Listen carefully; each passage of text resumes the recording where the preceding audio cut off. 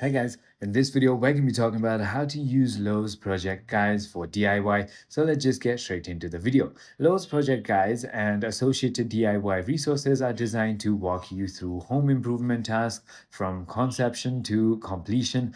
These guides provide step-by-step instruction, material list, and tool recommendation to ensure projects are done correctly. Here's how to effectively use Lowe's project resource for DIY. So number one, you're going to be utilizing online project guides. So access step-by-step instructions. The website offers detailed guides for various projects, including but not limited to outdoor improvements, painting, and fixture installation. Number two is going to be get material and tool list. So guides often include comprehensive lists of materials and tools needed, which helps prevent unnecessary trips to the store and ensures that you have everything before starting. Also, view diagrams and schematics. So many projects include detailed and noted diagrams to help you understand the layout and assembly. Also, leverage technology and AI. So Milo AI right over here.